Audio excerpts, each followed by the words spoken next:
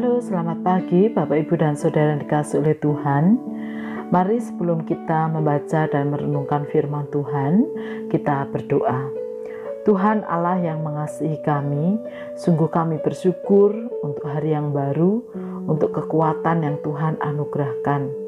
Sebentar kami akan membaca dan merenungkan firman-Mu, kiranya Tuhan menolong kami. Di dalam nama Tuhan Yesus kami berdoa. Amin. Bapak, Ibu, dan Saudara, pembacaan firman Tuhan hari ini kita lanjutkan dari kitab Ester pasal yang ketiga. Demikian, sesudah peristiwa-peristiwa ini, maka Haman bin Hammedata, orang Agag, dikaruniailah kebesaran oleh Raja Ahasiveros, dan pangkatnya dinaikkan serta kedudukannya ditetapkan di atas semua pembesar yang ada di hadapan Baginda. Dan semua pegawai raja yang di pintu gerbang istana raja berlutut dan sujud kepada Haman, sebab demikianlah diperintahkan raja tentang dia. Tetapi Mordekai tidak berlutut dan tidak sujud. Maka para pegawai raja yang di pintu gerbang istana raja berkata kepada Mordekai, "Mengapa engkau melanggar perintah raja?"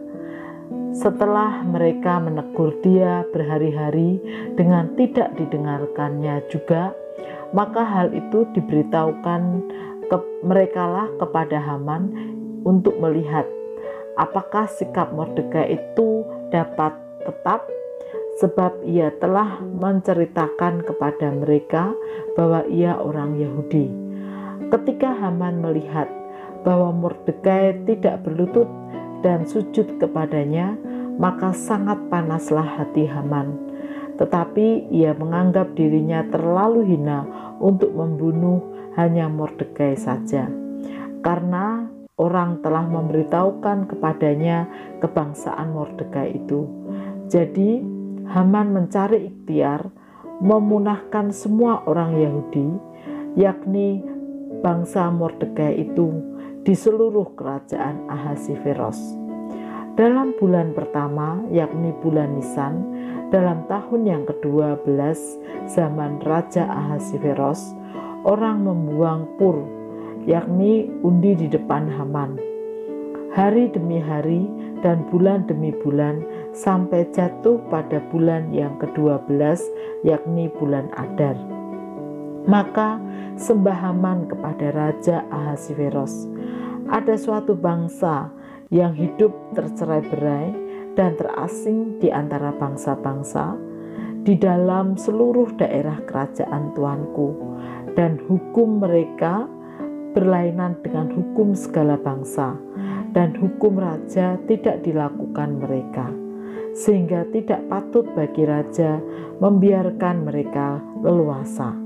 Jikalau baik pada pemandangan raja, hendaklah dikeluarkan surat titah untuk membinasakan mereka. Maka hamba akan menimbang perak 10.000 talenta dan menyerahkannya kepada tangan para pejabat yang bersangkutan, supaya mereka memasukkannya ke dalam perbendaharaan raja." Maka raja mencabut cincin meterainya dari jarinya, lalu diserahkannya kepada Haman bin Hammedata, orang Agag, seteru orang Yahudi itu. Kemudian titah raja kepada Haman, "Perak itu terserah kepadamu, juga bangsa itu untuk kau perlakukan seperti yang kau pandang baik." Maka dalam bulan yang pertama pada hari yang ke-13 dipanggillah para panitera raja, lalu sesuai dengan segala yang diperintahkan Haman, ditulislah surat kepada wakil-wakil raja, kepada setiap bupati yang menguasai daerah, dan kepada setiap pembesar bangsa, yakni kepada tiap-tiap daerah menurut tulisannya, dan kepada tiap-tiap bangsa menurut bahasanya. Surat itu ditulis atas nama Raja Ahasiveros dan dimeterai dengan cincin meterai raja.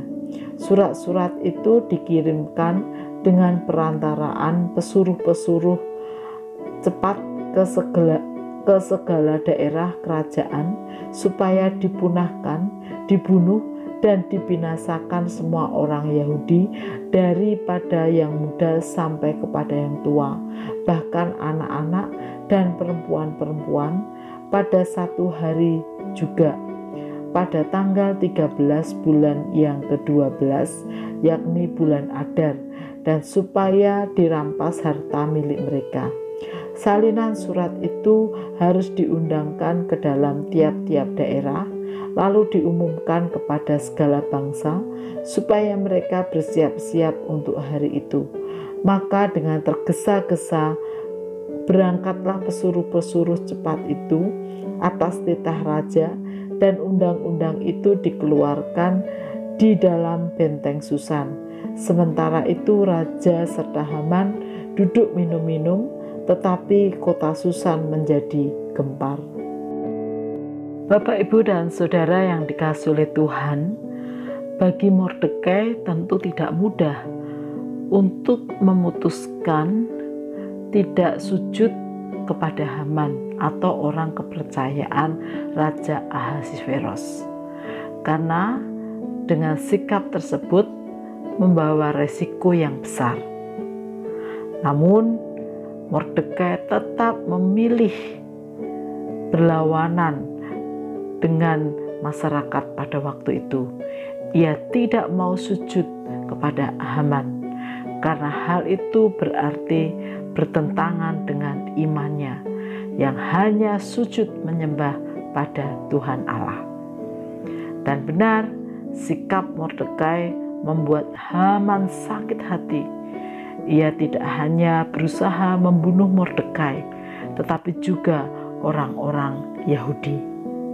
Bapak, Ibu, dan Saudara yang dikasihi oleh Tuhan, ada banyak hal yang dilakukan masyarakat atau orang-orang di sekitar kita yang sering atau kadang bertentangan dengan iman percaya kita. Jika diperhadapkan hal tersebut, bagaimanakah sikap kita? Mengikuti arus atau menolak meski penuh resiko? Dari kisah Mordekai ini kita belajar bahwa iman pada Tuhan selalu mengandung resiko.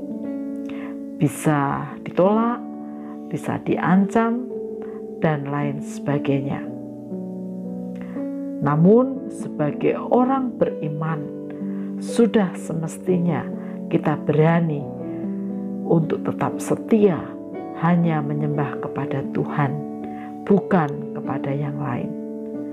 Meskipun untuk itu ada banyak resiko yang harus kita hadapi.